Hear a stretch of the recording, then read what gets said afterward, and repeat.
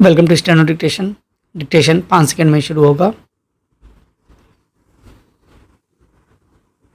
Start.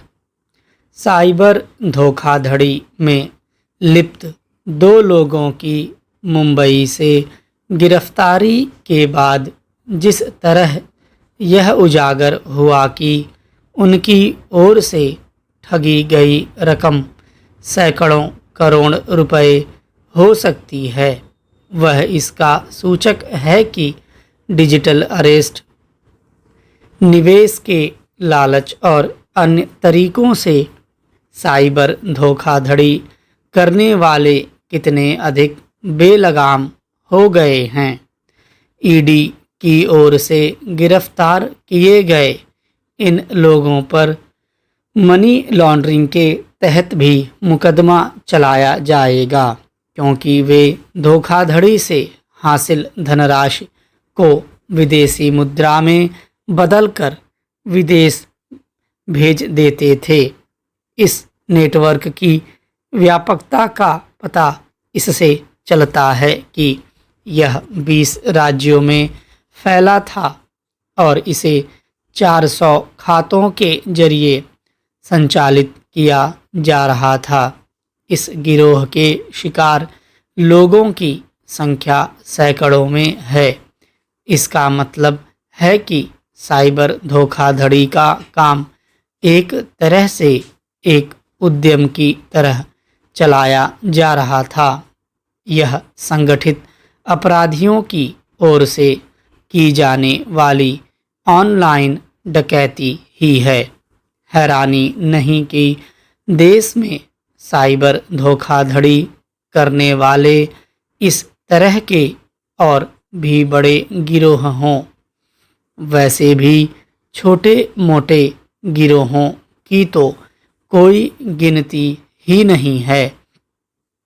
उनकी सक्रियता का पता इससे चलता है कि लगभग हर दिन देश के किसी न किसी हिस्से से साइबर ठगी का कोई मामला सामने आता है। विडंबना यह है कि बहुत कम मामलों में पुलिस ठगों तक पहुंच पाती है। इससे भी बड़ी समस्या है कि कुछ ही मामलों में धोखाधड़ी करके हड़पी गई राशि पीड़ित व्यक्तियों को मिल पाती है। साइबर ठगों तक पुलिस की मुश्किल से पहुंच का एक कारण यह है कि वे दूर दराज से और कई बार तो विदेश में बैठकर ठगी करते हैं। साइबर ठगी के बढ़ते मामलों का संज्ञान सुप्रीम कोर्ट भी ले चुका है और वह कुछ मामलों की जांच सीबीआई को भी सौंप चुका है। लेकिन यह कहना कठिन है कि साइबर अपराधियों पर कोई प्रभावी लगाम लग पा रही है। वे नए नए तरीकों से ठगी करने में सफल हैं। इसका प्रमाण यह भी है कि साइबर ठगी के जरिए लोगों से हड़पी गई राशि बढ़ती ही जा रही है। वैसे तो बैंकों में जमा धन भी हेरा फेरी पहले भी होती थी, लेकिन इसके मामले बहुत कम होते थे और अधिकतर मामलों में धोखाधड़ी करने वाले पकड़े जाते थे। लेकिन साइबर अपराधी बिल्कुल निरंकुश दिख रहे हैं।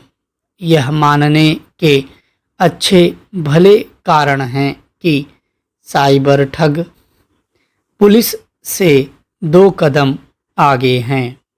एक ऐसे समय जब ऑनलाइन बैंकिंग और डिजिटल लेन देन का चलन बढ़ता जा रहा है, तब साइबर ठगी पर प्रभावी अंकुश न लग पाना गंभीर चिंता की बात है।